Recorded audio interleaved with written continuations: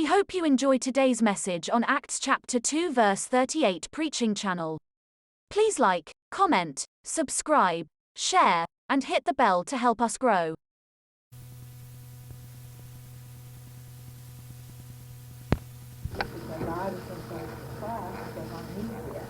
So I'm gonna ask you to help me, and we'll draw some from you and your experiences. I imagine everybody here has a horror story to tell, and everybody here has a success story to tell. And when we share with one another, it encourages us to know, hey, we're not in this alone. This is not a unique situation. There are children like this in other places, and there are teachers like me, frustrated at times, and need some help that will help one another. Okay, for the sake of the tape, this is dealing with difficult students. Mr. Lambert was supposed to teach this, but Mr. Barbara Westbrook is teaching instead, trying. I'm going to follow her outline to some degrees, and I'm going to also do on my own general knowledge and things I've used in other workshops. I'd like to start with Scripture first. The first four people that find this verse, I want you to stand. Okay, I'm going to read the verse and you find it. Train up a child in the way he should go, and when he is old, he will not depart from it. Now you know where it is? Proverbs. Who else knows where it is? Anybody else know off the top of their head? Why didn't you know? Here's the concord. Tell them where it is. Proverbs 22, verse 6. Verse 6. Proverbs 22 and 6. And I want to read one more verse from Proverbs. Proverbs 25 and 28. He that hath no rule over his own spirit is like a city that's broken down and without walls. And you know that in the Bible, the walls were the protection of the city. The walls were the police force, in essence. And it would be like our city having no police protection if the walls were broken down in a Bible city. So walls brought protection. Actually, control brought safety. Control brings protection. And that's one reason we have to have control in our Sunday school class. Now, I want to talk just a little bit about a city. Anybody in here ever read The Holy War by John Bunyan? I've never read the whole book because it's written in Old English. And you know how Old English books are. You just on and on. But I've read synopsises of it, and it is a story of a city. The name of the city was Mansoul. And inside this city was a headquarters. The city had a wall, had 5 gates. Eye gate, ear gate, shell gate, touch gate, and take gate. Outside the city was the enemy, the bottle. And he wanted in. But the wall was there, and the gates were locked. And the gates were well guarded. And he knew the only way he's going to get into the city is to get through the gate. So he had to trick the gatekeeper into opening the gate so he could get into the city and take control of his quarters. Now I'm going to show you as best I can. I gathered props. Brother Trent Sharon doesn't know I have his props. Probably going to charge me rent when he figures it out. I don't have everything I usually use, but I have several things. So I need 6 volumes, 7 volumes. Come on. There's 1, 2, 3, 4, 5. 2 more. Come on. 6. 1 more. 1 more. Okay, you need 9 more. You. In the red jacket, right here. He'll help us. Okay, who has the Bible of you? Somebody give them the Bible. You want to give the Bible.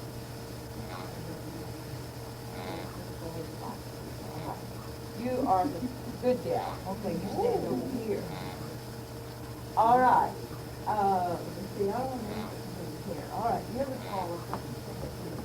Put this on. This is headquarters. He's the brain. Oh, boy. Looks like that. Okay, now, we're going to put the gate. We're going to put the wall and the gates around the city. Here's the eye gate.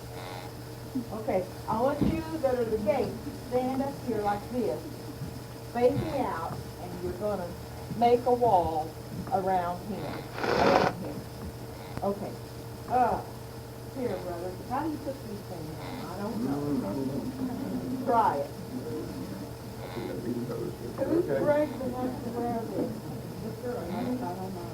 Okay, that's the nose. Okay, I want you all to form a wall around him. Facing out like this. Okay. I don't have anything for you, but you are the touch gate, so just hold your hands up like this. Usually have big hands.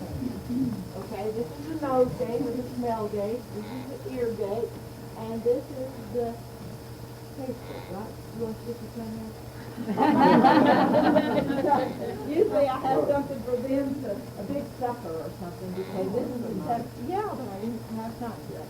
Okay, turn like this. I have no problem with ear gate. Yes. I don't know what to do. That's what the nose I don't know what to do those things.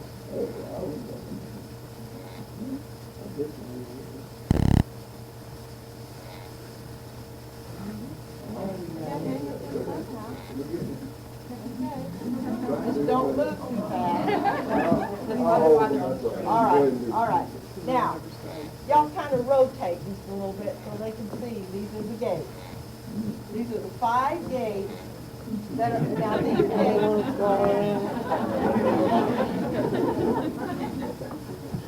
And these gates are locked.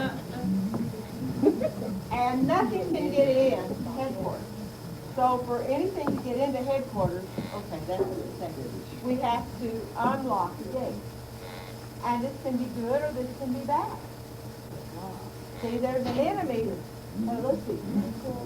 I've got 6 up here, I've got 7. I need a mean looking guy. Who's the meanest looking guy in this room? One in the very back. Somebody in the back row. Volunteer. Lock the door. Lock the door before he gets out. He's going to be running out the door. Come on, give me a mean-looking guy. All right, give me, who's the most handsome guy in this room? Come up here and give me a mean look. Brother Jerry, come up here. All right, now you're the devil.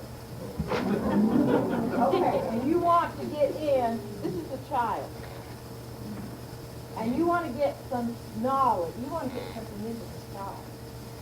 So you've got to get these gates open, any gate, or all the gates. The more you can open, the better. So what are some things that the enemy does to try to get in the ear gate of a child? Music. What about the taste gate? Alcohol. Yeah, and candy can be used in a bad way. Drugs. Okay, what about the eye gate? Okay, what about the smell gate? What? Cocaine. Cocaine, drugs, that's through the nose. Okay, what about the hand? What kind of trouble can you get in? Stealing, shoplifting, even immorality starts with the hand. So if this guy can trick somebody, if he can get this child to sniff something or to pick up a dirty magazine, then that gate opens. And that knowledge goes into that mind. And he comes in. Okay, come on in and take control. You've gotten the gates open. Okay, get him down on his knees. You're taking control. All right, this child has been controlled by the things that have been put in their minds. Television, videos, bad magazines, what they hear at school, what even things the teachers say that they're taught, the humanistic philosophy. It puts bad things into the child's mind, and at this time, the wrong guy is in control of headquarters. So our job as teachers is to take the sword of the Spirit, which is the Word of God, and to go in here and drive him out.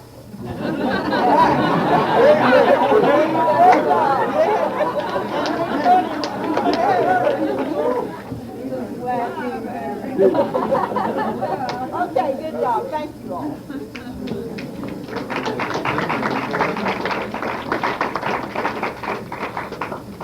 So control of the mind and opening the senses and the gates can be either good or bad.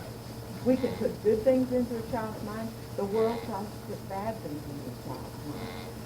So one reason we have a lot of problems with some of these children is what they're groups and programs into their mind. And who is in control of their heads? Wrong power. That's why we need the Holy Ghost so badly. And that's why we need to memorize the Word of God. And we put the Word in, put the Word in. So we've got to get control. Now, there's another side to this that I want to talk to you a little bit about that has to do with children having problems. 3 or 4 years ago, our son that lives in Dallas took us to Grapevine Mall. Anybody ever been there? It's a big kind of... Well, we walked in the door, and it was Saturday in Dallas on a beautiful day, and there were thousands of people there. Wood floors, so monitors hanging up here with music, boom, blare. And I don't know who ever gave these guys in the stores the right to tell me what kind of music I've got to listen to when I shop. And that was going, different ones playing different things all up and down the mall. And there was people talking, screaming, and noise, and every store you go into, there'd be hundreds of things. Sight, sound, smells, and I've never had this experience before because I love to shop, but I felt like this is out of here. This is too much. Well, it was a few months later before I realized what had happened to me. The first time I've ever known it to happen is I was the victim of sensory overload. And if we take this headquarters, let's suppose that this head is up here, and all these gates are here, and we are the ones with the message, the teachers, and we want to get a message into this child, or we are the advertisers. And so since we know that to get the message into the brain, we're going to have to get the gate open. And we know that this is beside us, this is behind us, this is in front, and also got a message. And it's whoever gets their message there first, the fastest, the loudest, the brightest, that's the one. So our job is, as advertisers, as even some teachers in some areas, is to get our message there first. So we've got to be louder, we got to be brighter, we got to have more than the guy sitting in front or the other advertisers. So as a result, we all come at one time with our message.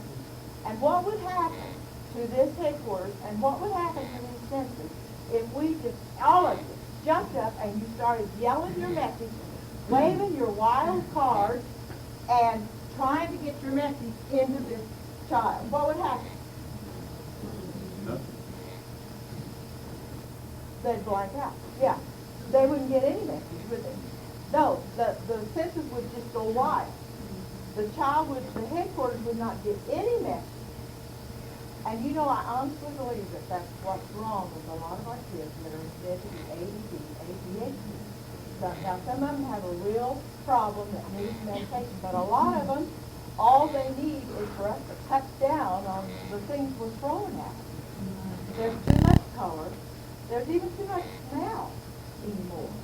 when you walk into the store and you're just bombarded by smell. They've learned how the importance of the sense of smell because it's so closely connected to your memory. And so we're bombarded. And these kids, a lot of these kids are not getting the message. I was in a cafeteria and there was some parents in front of us, my husband and I, and they had a child that was about 4 or 5, and they said, now what salad do you want? Well, get your salad. What do you want? Now what meat do you want? And this kid was screaming and tearing up, and I thought, how much better if you just take that child home, fix him some mashed potatoes and gravy and a hamburger patty and some beer with your supper, sit down and eat. You give him too many choices. And you're overloading, and he's not emotionally and mentally ready to handle all of that, so this child just goes ballistic. Now, in Sunday school, we can do the same thing. We've just got to be careful. You know, we, at Word Plain, we have tended to go really strong on decorating, and I love it, and I love kids' tools. Sister Lambert has told her teachers, now don't make it too difficult when you decorate these rooms. Keep them fairly simple so any teacher can just walk in and do it.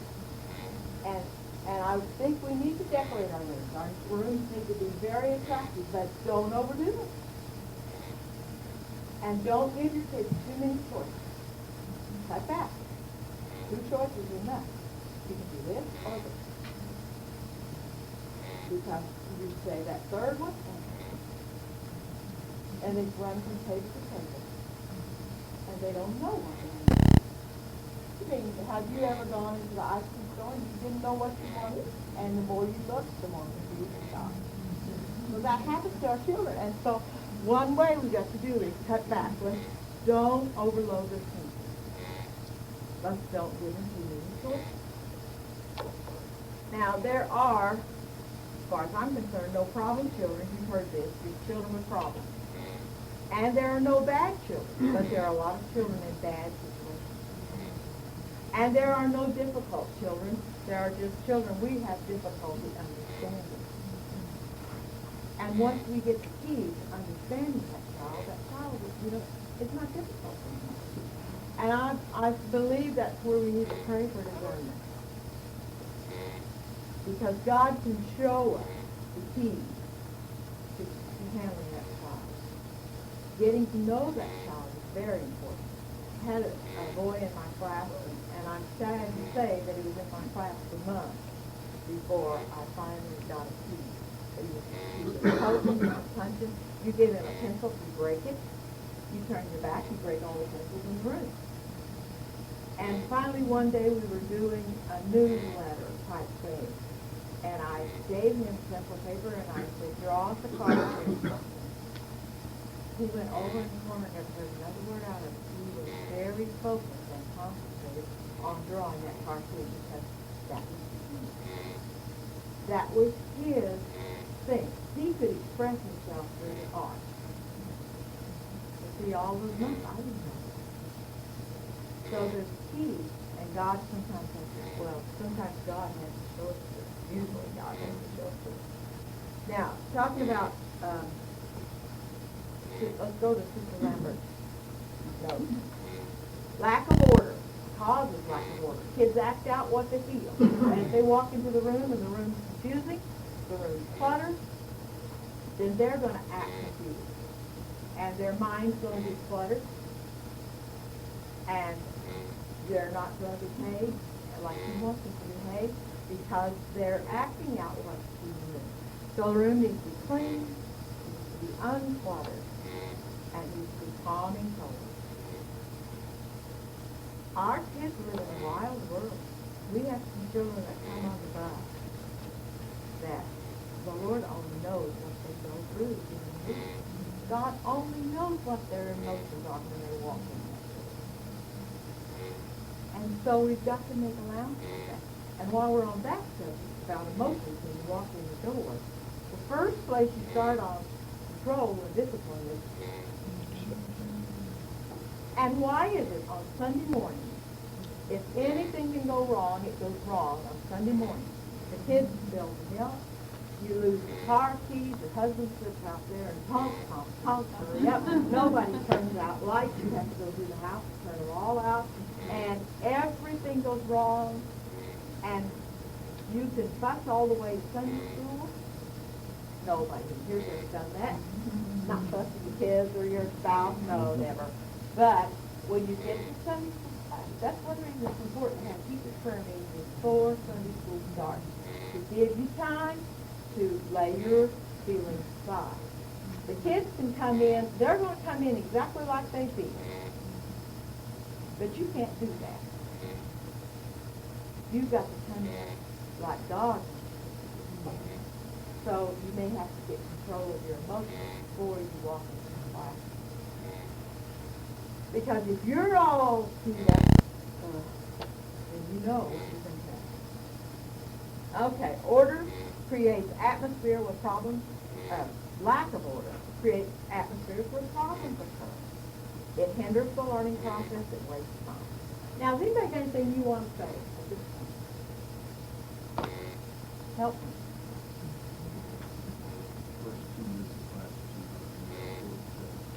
First two, they are. The first two. And especially, I think, in pre-teens and teens, they are so emotional. And you're going to have to calm them down.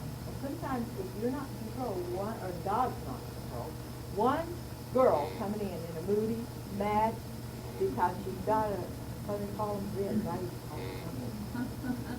Or because Mom didn't iron my skirt, or Dad won't let me do, and they come in mad, can affect the whole class. If there's not an atmosphere, a calm, peaceful atmosphere established before class starts. And it's the first one in class that controls the class. If a child walks in that door before the teacher gets there, they take control. And they tell everybody else that walks in, you sit over there, here's your praying. No, don't do that. I was here first, it's my turn. So that's why it's very important that the teacher is the first one in that room. When that child walks in, authority is already there. A plan is in place for what you're going to do when the next you get in. Talk to me, spend a little time with the child, and put things to work. Discipline is and is not synonymous with punishment. Punishment is the only one solution to behavior. Punishment is only one solution to behavior problems. Now the old school was sit down, shut up, and listen to me. That's how I grew up. And if you're really good, I'll give you 5 or 6 and slap. And we did it. And a certain amount of that's not bad. Maybe the shut up should be. There's a time. But just because a child is sitting down, being quiet, does not mean that child is learning. More than likely, it means they're not. Some years ago, one of our brothers wrote a song about Joe's gone to Six Flags. You ever heard that? It's about churches going on, and in his mind, this guy gone to Six Flags. it was cute. They sang it in business at General Conference one year. So that's not necessarily a sign they're learning.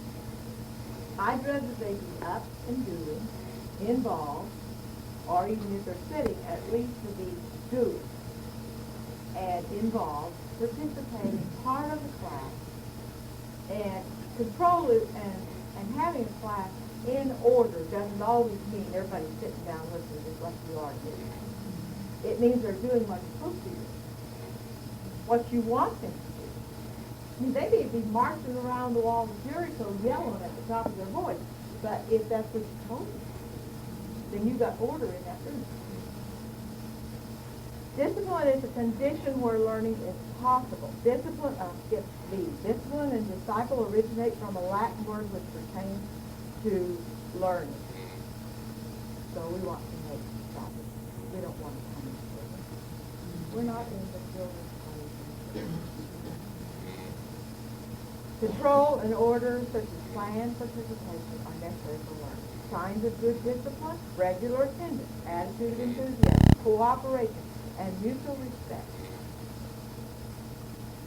I believe that teachers should respect children. That's where it starts. I believe pastors should respect themselves. Respect begets respect. And it starts up at the top and it works down. Sometimes we think it starts down here and it works up. I honestly think it starts up here and comes down. If you as a teacher respect the children, then they learn to respect you. Oh, freedom to disagree and ask questions, especially with kids as they get older. You need to learn how to express themselves. If you don't cut them down, you listen to them. Basic principles needed for discipline. Bring an individual to steady order and obedience by training and control. Now, the scripture, Proverbs 22:6, train up a child. First time I looked up train in the Strong's Concordance, I was surprised because it means to narrow and focus. And that goes right along with this. Narrow and focus. How we train children is we focus their attention. We train them in the ways of God by focusing them on the Word of God. This world, there's 1,000 things to distract and to pull. Have you ever felt like because it's too much? My husband was saying all the time, and I think that they told him that the average person is bombarded with 1,700 advertisements a day. And I didn't believe it. But then I started thinking, now we live in a small city. So when we went to the city, I drove down the freeway. You pick up the newspaper, you turn on the radio. See, we're so conditioned to it, we don't even realize that we're being bombarded with advertising. But there are so many things to distract. We've got to focus on children. Focus them on God. Focus them on the Word. Get rid of the distractions. I have to tell you, if you have a child that's ADD, give them one direction at a time. You put them in an area where it's quiet. You turn off the stereo. No music. You get it quiet.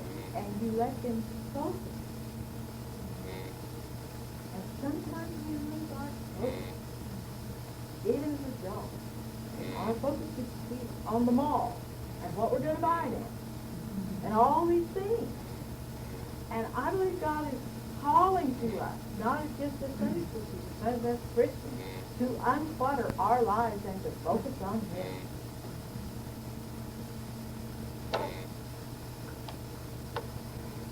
Where are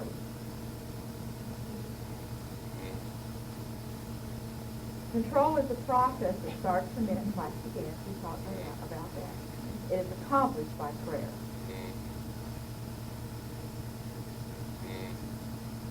Have you ever had to just stop and say, okay, we're going to stop? If it just starts to get out of hand, stop. One day, the guy that was supposed to drive the van, the church van, took that kid. Where's that number? The substitute, whatever. So, I was driving the van, and we had some very rowdy children on that van. And you can't drive and discipline 10, 12 kids in the van. So I stopped. And they said, what are you doing? I said, we're going to pray. Pray before we have a wreck and kill somebody. They were shocked, you know. Pray right now? Yes, we'll pray right now because we need God. So sometimes if you just stop, okay. Another thing that sometimes will help if things are getting loud, building up, is to start listening. Don't scream at kids because they hear that all the time. They turn out and scream to nothing. But if you would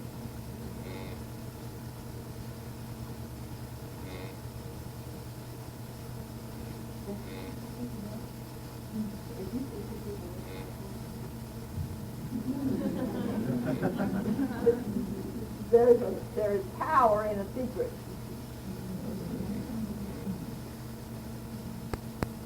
Discovering the cause. Anybody got something to say?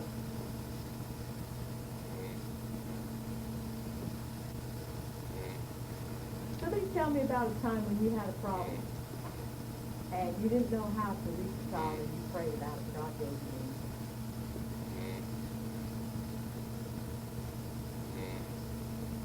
I know, you'll think about it after you walk out the door. Because I'm sure it's happened. When I was teaching in college, and even now in my grandchildren, I have these children that because not each student, on the table, one second, under the table the next, in the closet the next, or out the door. And I guess I know it was more fun than anything, but pray about it, and never did get to the next one. When I got let out, I didn't take it. Woo, we're not the only one. No, ma'am. And and now we have children that say no. I had to finally explain it as God give me a one-on-one with that child. So either let someone take over the class and use it, or send someone in there to him. Because it wasn't just him, there was about 3 of them. And or no matter what you've done, it's like you did, try to give him something. Can't find nothing for him. And it's like away from the children. Yeah, when you have one, then everybody gets to know. And I did everything but sit on my bed, getting my training. And I didn't have a next time at that time, kind of church that day. I would have tried it. Anything to those babies. Anybody got any solutions for her? Help me. Okay.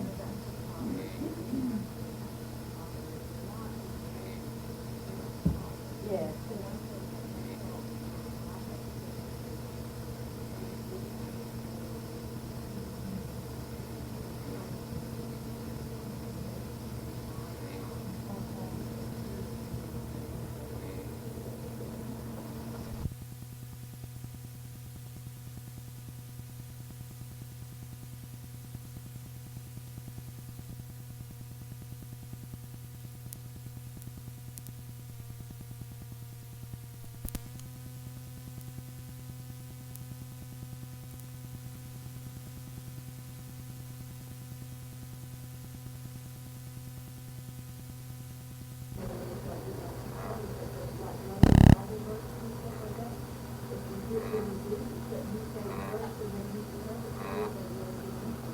And these are all good ideas that will last about 3 or 4 minutes. And then you change gears and you do something else. I know, and I call it, I think, and it's things and boys, even when they're at the food, help us, make them help us. And a sign of being guilty, because we do this and that, and a lot of acting like it. And I work with me, I bet you can 5 years. Discipline and control, you've got to have a plan. And work the plan, Bruce. Sister Westbury, I know that from studying, I've got a degree in education, you add a minute and a half to 2 minutes per age, you multiply that. And that's the attention span of that particular group you're dealing with. If you're dealing with 2 to 3-year-olds, you're looking anywhere from 5 to 6 minutes. That child is going to have that much attention on what you're doing. So in the younger classes, you're going to have to rotate what you're doing, something different every 5 to 6 minutes in a toddler classroom to keep them occupied and keep them from getting bored and getting antsy. And even as they get older, you still got to stand. So stand up and watch them. My least favorite way. Okay? Anybody else?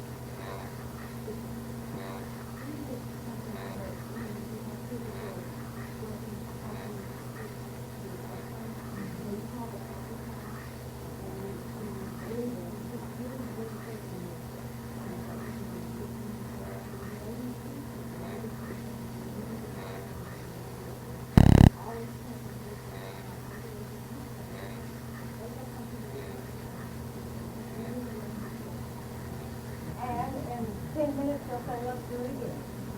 Yeah. That's one good thing about college. You don't have to have 15 different things. You just have to have 5 different things and space them out, do them in 5 minutes, 3 minutes. You can do what it did back there because they like recipes. Whereas teens, preteens, primary, no, you gotta have something different. So. All right, anybody else?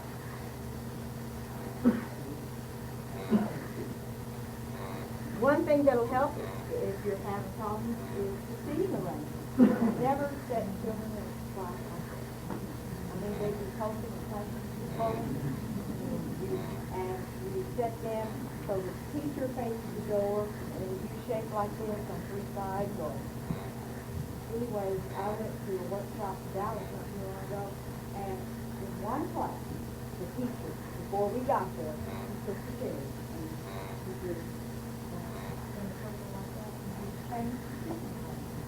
And we've been sitting like this in every workshop we went to.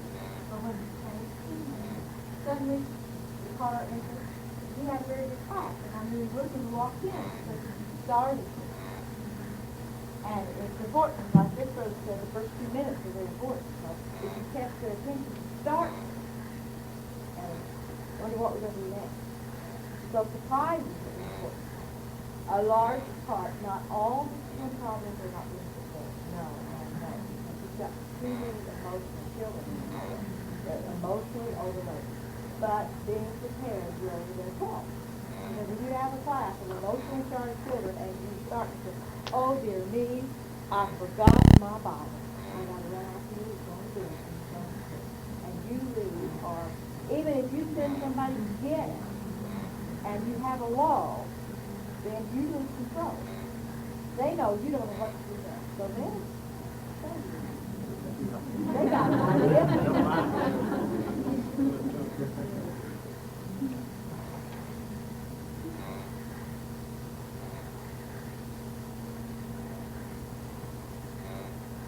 Well, where do we go from here? This is what I'm telling you not to do. Come to a class and not know where you're going. Okay, discovering the cause. That's one reason it's important to visit the home and know the child. To understand a little bit about the problem. If you know what that home that child comes out, you have a lot of hope. It changes your heart. We had some boys coming on the van, and oh, wild. I mean, totally wild. They get in a fight on the parking lot, and it takes 2-3 men to break them up. There was one little boy that was so angry that just nothing was going on. He just be sitting there, and he'd just scream out. Oh, his anger was boiling up in his head. And they were constantly fighting with one another. And so finally I had some teachers say, if they're going to keep playing, I'm not with you. I can't control it. They said, we're going to have to tell them they can't ride the van. They're tearing the van up. They're going to drive off the good kids. See how we're categorizing these kids? But, you ever done it? Probably. And so I thought, well, I hate to do that. Hey, I don't want that child's blood on my hands. We may be their only. So I thought, what we'll do, I can't do that until I try. Not that I need their teachers will, but I can't be the one to say they can't come. They're making me say they can't come back, and I'm not going to do it until I've tried everything I can. So we divided the classes differently to divide some of the confusion into different areas. So one teacher has to admit, well, guess what happened? Out of 7, I wound up with 6. One of them was very severely retarded. He probably was the best behaved one of the bunch. And the others were just wild. So when I got to see my class and I started saying, you know what happened? Something happened to me. I can't say they changed a whole lot, but I fell in love with them. I did. I just had such compassion and heart for them. I went to their home one time, and this is when I was not very smart about drugs. Didn't really know much about drugs.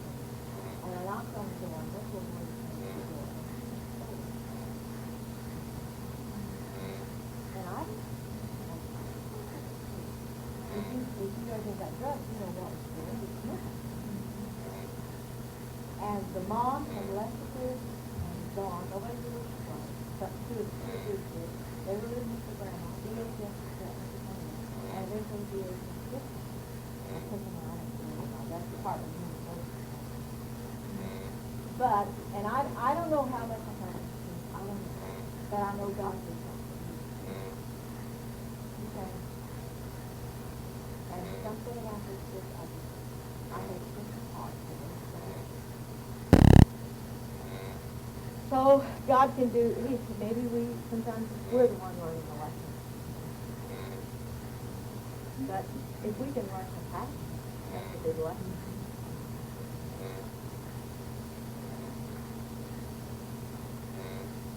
The reason for discipline is to teach justice. That's why we discipline our children. We want to teach them how to discipline themselves.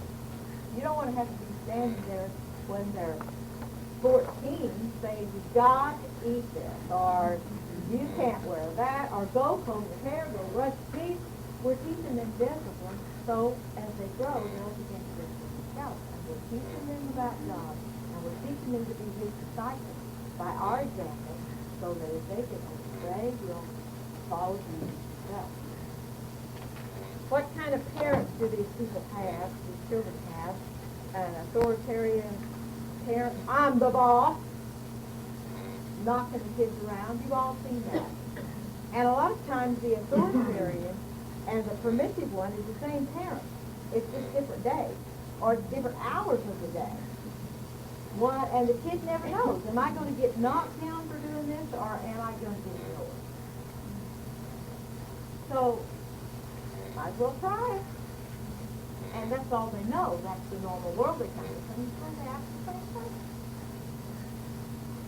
Sometimes if we can just teach a child a little bit of respect, we've taught a great lesson. And it may not happen in one Sunday. It'll happen over a period of time. And you may think you're wasting your time. You've not changed your talk. But if you talk about a little bit of respect for God's house, for God's people, for God's word, for authority. If you teach them a little respect for authority, it makes them smell great.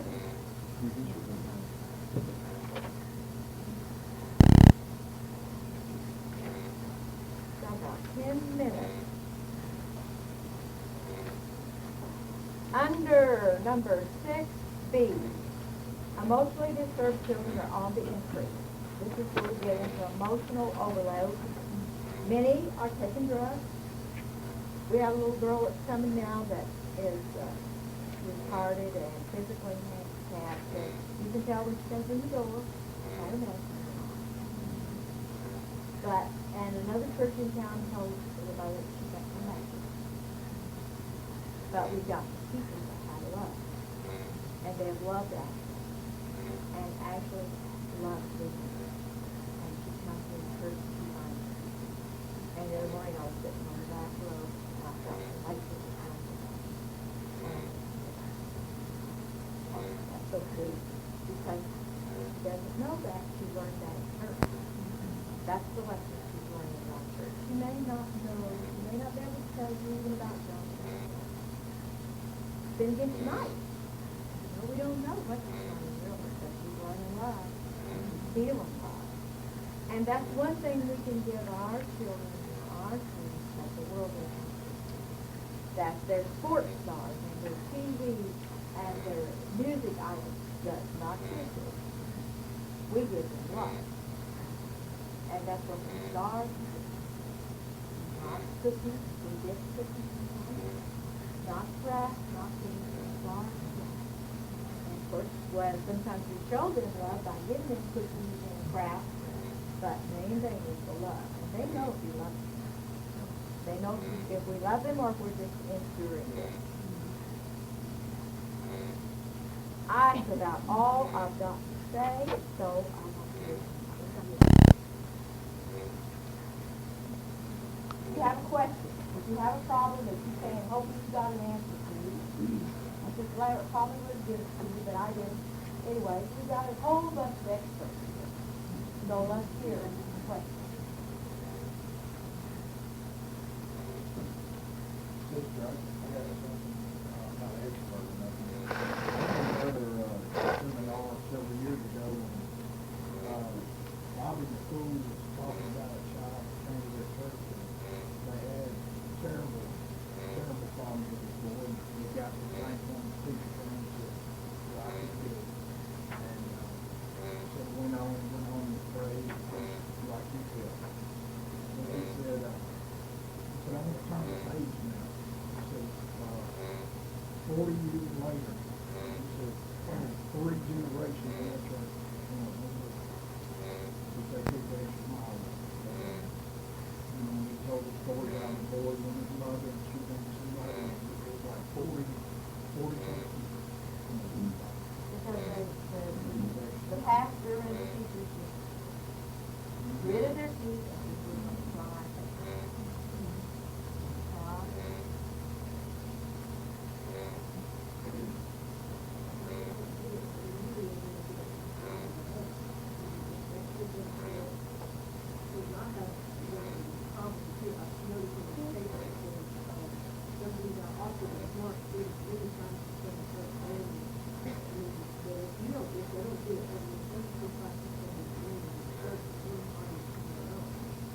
And sometimes it's certain things that'll push you apart. And my dad's a preacher. My dad's on the board. My mom's the secretary. And this is my church, and I'm in control, and do what I say around here. And they'll push you. And sometimes you can't go to the parents because parents, it's not on your side. I wish I could say, always you go to parents, but not always.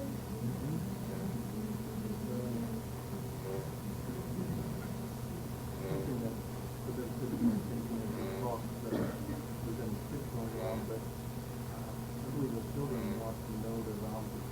Yeah. They want limitations, and they're gonna, if you don't set them and make it real specific, they're gonna push as far as they're gonna go. And I was reminded, so there's crossing a young boy I was working with, in another city situation, and I just pushing to where I was younger than I'm 55 now. But he pushed and pushed, and I finally drug him out of the room, got him in the hallway, put him up against the wall, and showed him how to walk. And I asked him when his mother was going to come, he was going to pick up his mother and father, because I was going to talk to him when we were next over. And I said that, and he just started crying, couldn't stop. And I'm like, dear God, I didn't mean to scare him this bad. And what I found out from that situation was that his father had actually killed his mother because they had, he'd walked in and found her with another man. Then he put a gun to his head and killed him. This boy walked in on the situation just minutes after it happened. And when I found that out, and this little boy, none of his other friends, nobody knew about it. But when he knew, it was like there was a bomb there, and it went from there. One year I was counseling, and the whole world was in my area.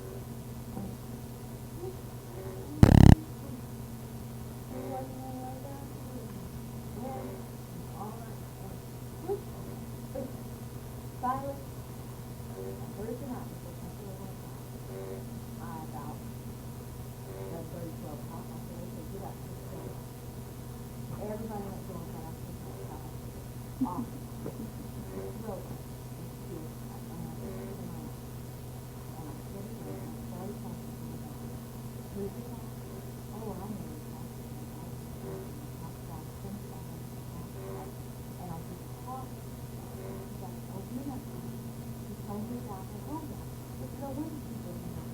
When Christ said here, that it was bad enough, his child didn't know her dad was going to come tomorrow and kidnap her.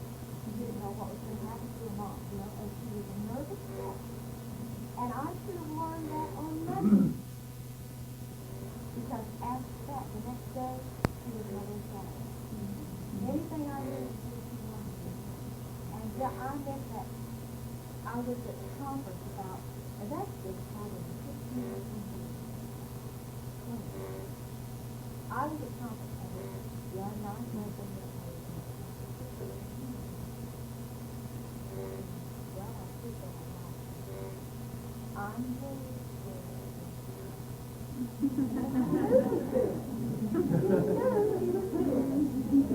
and it's fine now, but I just should have learned at the beginning of the year. I should have got acquainted with all the people. So sometimes knowing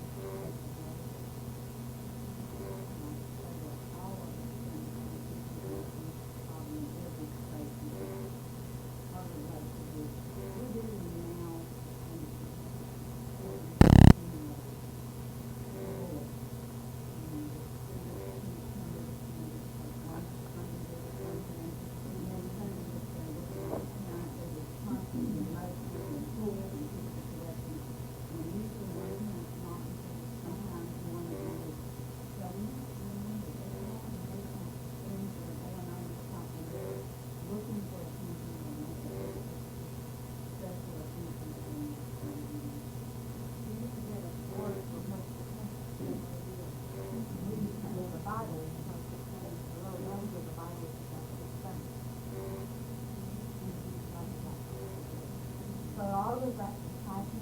Okay, one more, and then we're gonna have to.